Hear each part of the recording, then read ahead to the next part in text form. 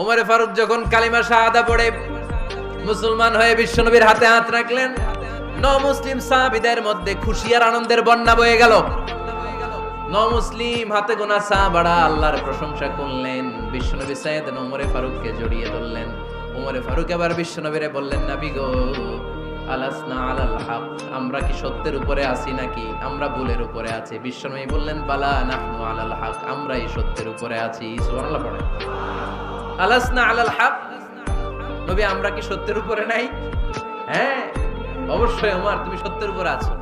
ওমরে ফারুক বললেন, তাহলে ফাফিমাল ইখতিফা, তাহলে লুকায় লুকায় আর দাওয়াত দেব কেন? আমি তো কালিমা পড়ে ফেলছি, আসেন আমার সাথে বের হই। ফাফিমাল ইখতিফা, আর লুকায় লুকায় কেন? আসেন আমরা বাইরে বের হই। বিশ্বনবী বললেন, ওমর এটা মাক্কি জীবন, এখানে আমরা একটু গোপনে গোপনে দাওয়াত দিতে চাই। ওমরে ফারুক বলে, না, আমার দায়িত্ব, আমি একটা মিছিল দিতে চাই নবী। আল্লাহর নামের তাকবীর দিতে দিতে দারুল আরকাম থেকে শুরু করে মসজিদুল হারাম পর্যন্ত একটা মিছিল দিয়ে আমি মক্কা কাঁপাইয়া দেব। অনুমতি দেন। বিশ্বনবী দিতে চায় না। ওমর ফারুক অনেক বুঝানোর পরে স্বল্প পরিসরের একটা অনুমোদন পাওয়া গেল বিশ্বনবী সাল্লাল্লাহু আলাইহি ওয়াসাল্লামের কাছ থেকে। কিন্তু মিছিল যে দিবে, মিছিলের জন্য লোকের দরকার আছে না নাই? এখানে লোক নাই, আমি একাই মিছিল দিতেছি।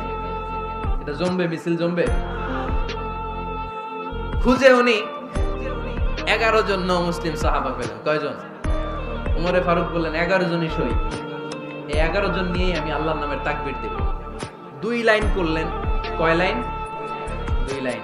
পেছনে 6 জন, আর এই লাইনের নেতা বানালেন বিশ্বনবীর চাচা হামজাকে রাদিয়াল্লাহু তাআলা আনহু।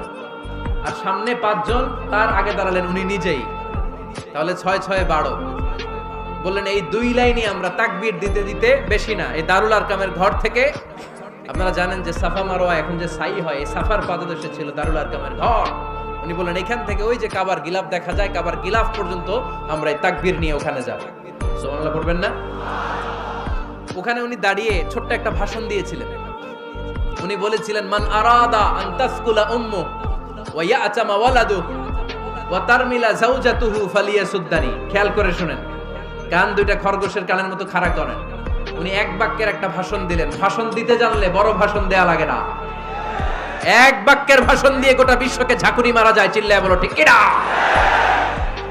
ওমরে ফারুক এক বাক্যের একটা ছোট্ট ভাষণ দিলেন। মান আরাদা আন তাসকুলা উম্মু, কে আছো মায়ের এই মক্কায়, কে আছো মায়ের বুক খালি করতে চাও? ইয়াতামা ওয়ালাদু, কে আছো বাচ্চাগুলারে, নিজের সন্তানগুলোরে ইয়াতীম বানাতে চাও? কে আছো তারমিলা যাওজাতুহু